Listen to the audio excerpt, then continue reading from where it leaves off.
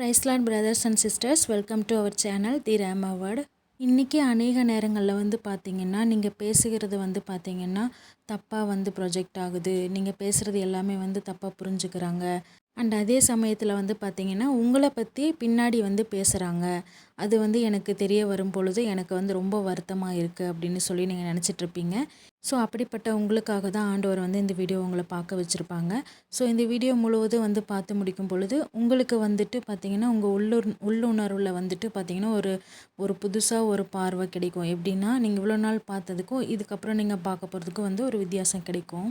ஏன்னா நீங்கள் ரொம்ப மனசு உடஞ்சி போயிருப்பீங்க. என்னை பற்றி இப்படி பேசுகிறாங்களே, நான் பேசுகிறது தப்பாக போகுதே, நான் பேசுகிறது சரியாக இருக்கிற நேரத்துலையும் என்ன கன்சிடரே பண்ண மாட்றாங்களே, நான் பேசுகிறது கன்சிடரே பண்ண மாட்றாங்களே அப்படின்னு சொல்லிட்டு நீங்கள் ரொம்ப ஃபீல் பண்ணி உங்கள் மனசு ரொம்ப உடஞ்சிருக்கும். ஸோ அப்படி இவ்வளோ நாள் நீங்கள் பார்த்துட்டு இருந்திருப்பீங்க. ஆனால் இந்த வசனங்களை நீங்கள் தெரிஞ்சுக்கிட்டதுக்கப்புறம், இந்த வீடியோ முழுவதும் பார்த்து முடிச்சதுக்கப்புறம், இந்த விஷயம் இவ்வளோதானா, இதை நம்ம கடந்து போகிறது தான் நல்லது அப்படின்ற ஒரு தெளிவு உங்களுக்கு கிடைக்கும். ஸோ மறக்காமல் வீடியோ ஃபுல்லாக பாருங்கள். அண்ட் நீங்கள் புதுசாக சேனல் பார்த்துட்ருக்கீங்க அப்படின்னா மறக்காமல் வீடியோ சப்ஸ்கிரைப் பண்ணி வச்சுக்கோங்க. நாங்கள் நிறைய ஆவிக்குரிய வீடியோக்கள் நாங்கள் ஷேர் பண்ணுவோம். முதலாவதாக மத்தேயு 7ஆம் அதிகாரம் 1 - 5 வரை வசனங்களை நாம் பார்ப்போம். நீங்கள் குற்றவாளிகள் என்று தீர்க்கப்படாதபடிக்கு மற்றவர்களை குற்றவாளிகள் என்று தீர்க்காதிருங்கள். ஏனெனில் நீங்கள் மற்றவர்களை தீர்க்கிற தீர்ப்பின்படியே நீங்களும் தீர்க்கப்படுவீர்கள். நீங்கள் மற்றவர்களுக்கு அளக்கிற அளவின்படியே உங்களுக்கும் அளக்கப்படும். நீ உன் கண்ணில் இருக்கிற உத்திரத்தை உணராமல் உன் சகோதரன் கண்ணில் இருக்கிற துரும்பை பார்க்கிறதென்ன? இதோ உன் கண்ணில் உத்திரம் இருக்கையில் உன் சகோதரனை நோக்கி, நான் உன் கண்ணில் இருக்கும் துரும்பை எடுத்து போடட்டும் என்று நீ சொல்வதெப்படி? மாயக்காரனே, முன்பு உன் கண்ணில் இருக்கிற உத்திரத்தை எடுத்து போடு, பின்பு உன் சகோதரன் கண்ணில் இருக்கிற துரும்பை எடுத்து போட வகை பார்ப்பாய். ஆமேன். இந்த வசனத்தில் பார்த்திங்கன்னா மற்றவர்களை நம்ம குற்றவாளிகள் என்று தீர்க்காதிருங்கள் அப்படின்னு சொல்லப்பட்டிருக்கு. இன்றைக்கி நம்ம எல்லா விஷயத்துலையும் நம்ம சரியாக இருக்கோமா, மற்றவங்கள சொல்கிறதுக்கு முன்னாடி நம்ம சரியாக இருக்கோமான்னு சொல்லிட்டு நீங்கள் எப்போவுமே அந்த தாட் உங்களுக்குள்ளாக இருக்கணும். அந்த தாட் உங்களுக்குள்ளாக இருந்துச்சு அப்படின்னா உங்களுக்கு குறை சொல்கிற அந்த மனநிலையே உங்களுக்கு வராது. திருமணத்துக்கு பிறகு என்னுடைய கணவர் பார்த்திங்கன்னா எனக்கு ஒரு விஷயம் கற்றுக் கொடுக்குறாங்க. என்னென்னா, உன்கிட்ட ஒருத்தங்க யாரை பற்றியாவது சும்மா குறை சொல்லிகிட்டே இருந்தாங்க அப்படின்னா நீ அவங்கக்கிட்ட முழுசாக எதையுமே சொல்லக்கூடாது அப்படின்னு சொல்லி எனக்கு சொல்லி கொடுத்தாங்க. அவர் பார்த்திங்கன்னா பாஸ்டராக தான் இருக்காங்க. ஸோ அவர் ஏன் இந்த விஷயத்தை எனக்கு சொல்லி கொடுக்குறாங்க அப்படின்னா, இப்போ யாராவது ஒருத்தங்கள பற்றி நம்மகிட்ட குறை சொல்லிகிட்டே இருந்தாங்கன்னா நம்ம என்ன நினைப்போம், அவங்கள பற்றினா ஒரு நல்ல தாட் இருந்தாலுமே ஒரு ஓரத்தில் நமக்கு அவங்கள பற்றி இவங்க இப்படிலாம் பண்ணியிருக்காங்கல்ல அப்படின்னு சொல்லிட்டு அது மைண்டில் தோண ஆரம்பிச்சிரும். ஸோ அப்படி ஒருத்தங்களை பற்றி நம்மகிட்ட சொல்லும் பொழுது நம்ம என்ன பண்ணணும், அவங்கக்கிட்ட நம்ம பார்த்து கவனமாக தான் பேச வேண்டியதாக இருக்கும்.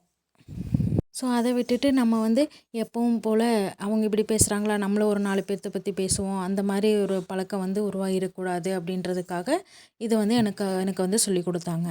ஸோ குறை சொல்கிறவங்கள பற்றி நீங்கள் கவலையே படாதீங்க. அப்படி உங்ககிட்ட ஒருத்தங்க இந்த மாதிரி குறை சொல்லிகிட்டே இருக்காங்க அப்படின்னா நீங்கள் அவங்களுக்காக ஜெபிச்சுக்கோங்க. ஸோ கர்த்தர் ஒரு நல்ல மாற்றத்தை கொடுப்பாங்க. ஸோ உங்களை பற்றியே ஒருத்தங்க பின்னாடி இந்த மாதிரி பேசியிருக்காங்க அப்படின்னா நீங்கள் அதை பெருசாகவே எடுத்துக்காதீங்க. ஆண்டவர் அதை பார்த்துக்குவார். நீங்கள் அதை பற்றி பெருசாகவே எடுத்துக்க வேண்டாம். ஏன்னா அவருடைய பிள்ளை நீங்கள். ஸோ அவருடைய பிள்ளைக்கு ஏதாவது ஒன்றுன்னா அவர் சும்மா விட்டுருவாரா? ஸோ நீங்கள் அதை பற்றி கவலையே பட வேண்டாம். ஆண்டவர் எல்லாத்தையும் பார்த்துக்குவார். நீங்கள் அதுக்காக கவலைப்பட்டு உங்களுடைய நேரத்தை நீங்கள் வீணடிக்க வேண்டாம். ஸோ அந்த மாதிரி கவலையான நேரங்களில் பார்த்திங்கன்னா நீங்கள் வேறு ஏதாவது ஒரு வேலையில் நீங்கள் கான்சன்ட்ரேஷன் பண்ணும்போது அந்த கவலை உங்களுக்கு மறையும். ஸோ நீங்கள் அந்த மாதிரி நேரத்தில் ஏதாவது பைபிளில் ஏதாவது ஒரு சாப்டர் எடுத்து படிங்க. அப்படி இல்லைன்னா ஒர்ஷிப் போட்டுவிட்டு உங்கள் பாட்டில் வேறு ஏதாவது வேலை செய்யுங்க. அப்படி இல்லைன்னா எனக்கு பாட்டு கேட்க தான் பிடிக்கும் அப்படின்னா நீங்கள் உங்களுக்கு பிடிச்ச பாட்டு போட்டு விட்டுட்டு நீங்கள் ஏதாவது ஒரு வேலை செஞ்சுட்டே அந்த பாட்டு கேட்டுட்டு இருங்க. ஸோ இந்த கவலைப்பட்டு உங்களுடைய நேரத்தை நீங்கள் வீணடிக்க வேண்டாம். கர்த்தர் அதை பார்த்துக்குவார். ஸோ அடுத்த வசனத்துக்கு போகலாம்.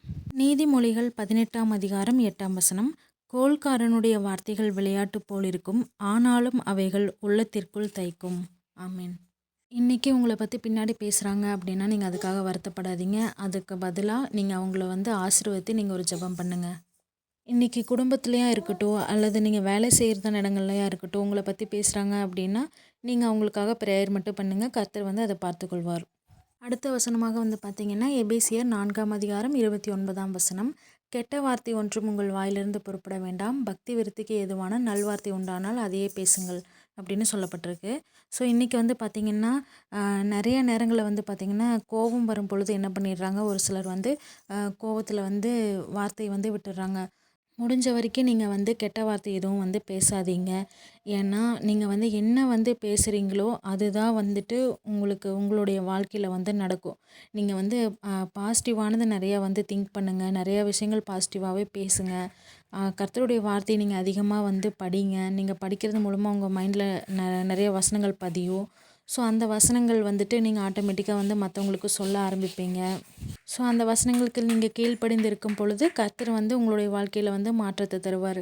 அதாவது நம்ம வந்து சரியாக இருந்தாலே நம்ம குடும்பத்தில் உள்ள மற்றவங்களும் வந்துட்டு தானாக சரியாவாங்க. ஸோ வீட்டில் வந்து ஒருத்தங்க கோவப்படுறாங்க அப்படின்னா இன்னொருத்தங்க வந்து அமைதியாக போகிறது தான் நல்லது. ஏன்னா நீங்கள் அமைதியாக போகும் பொழுது அந்த இடத்துல வந்து பார்த்திங்கன்னா உங்களுடைய உறவு வந்து நீடிக்கும். ஏன்னா அவங்க கோவப்படுறாங்கன்னு சொல்லிட்டு நீங்களும் வந்து கோவப்பட்டீங்க அப்படின்னா கண்டிப்பாக வந்து அது சண்டை தான் வந்து அதிகமாகும். ஸோ இன்றைக்கி நீங்கள் பேசுகிறத வந்து யாரும் கவனிக்க மாட்றாங்க, நான் பேசுகிறத வந்து நிறைய இடங்களில் வந்து அவங்க தப்பாக எடுத்துக்கிறாங்க அப்படின்னா நீங்கள் அதுக்காக கவலைப்படவே வேண்டாம். கர்த்தர் வந்து அதை பார்த்துக்குவார். அண்ட் இன்னொரு விஷயம் வந்து உங்களை பற்றி பின்னாடி பேசுகிறாங்க அப்படின்னா நீங்கள் அதை குறித்து நீங்கள் கவலையே பட தேவையில்லை. ஏன்னா நீங்கள் வந்து அவருடைய வார்த்தைக்கு கீழ்ப்படிஞ்சு நீங்கள் அதன்படி நடக்கிறது மூலமாக மற்ற விஷயங்கள் வந்து பார்த்திங்கன்னா தானாகவே சரியாகும்.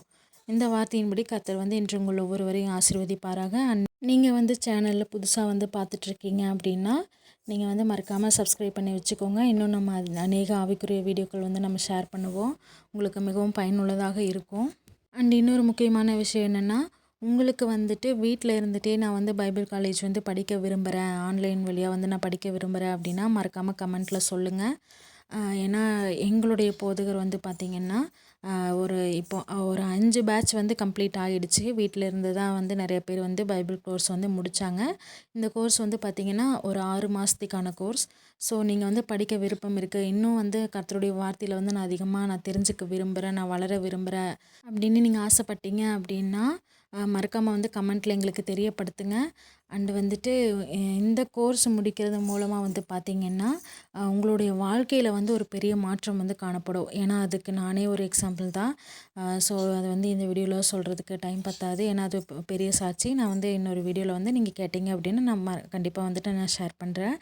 அண்ட் வந்துட்டு நான் மட்டும் இல்லை, நிறைய ஸ்டூடெண்ட்ஸ் வந்து இந்த 6 மாத கோர்ஸ் வந்து கம்ப்ளீட் பண்ணுறதுக்குள்ளாகவே அவங்களுடைய வாழ்க்கையில் வந்து அநேக அற்புதங்கள் வந்து நடந்திருக்கு. ஸோ நிறைய சாட்சிகள் வந்து பகிரப்பட்டிருக்கு. ஸோ வந்து உங்களுக்கு விருப்பம் இருந்துச்சு அப்படின்னா நீங்கள் வந்து கண்டிப்பாக எங்களுக்கு தெரியப்படுத்துங்க. ஏன்னா இப்போ ஆல்மோஸ்ட் 5th பேட்ச் வரைக்கும் கம்ப்ளீட் ஆகிடுச்சு. இன்னும் ஒரு 2 சப்ஜெக்ட்ஸ் தான் இருக்குது. மொத்தமாக வந்து 15 சப்ஜெக்ட்ஸ். ஸோ இப்போ வந்து இன்னும் ஒரு 2 சப்ஜெக்ட் தான் இருக்குது. வீக்லி வந்து பார்த்திங்கன்னா 3 டேஸ் வந்து கிளாஸஸ் இருக்கும். மண்டே, டியூஸ்டே, வெட்னஸ்டே மட்டும் கிளாஸஸ் இருக்கும். அதுவும் வந்துட்டு 1 hour தான் இருக்கும். 8:30 to 9:30.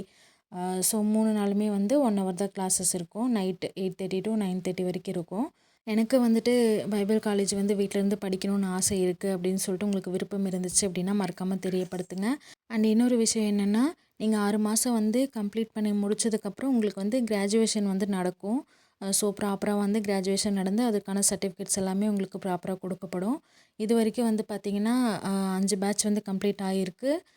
ஸோ இப்போ 6th பேட்ச் ஸ்டார்ட் ஆகிறதுக்குள்ளே நீங்கள் வந்து முன்னாடியே வந்து அட்மிஷன் போட்டுக்கோங்க. ஸோ கர்த்தர் வந்து உங்கள் ஒவ்வொருவரையும் ஆசீர்வதிப்பாராக. நம்ம வந்து அடுத்த ஒரு வீடியோவில் சந்திப்போம். கர்த்தர் உங்கள் ஒவ்வொருவரையும் ஆசீர்வதிப்பாராக. ஆமென்.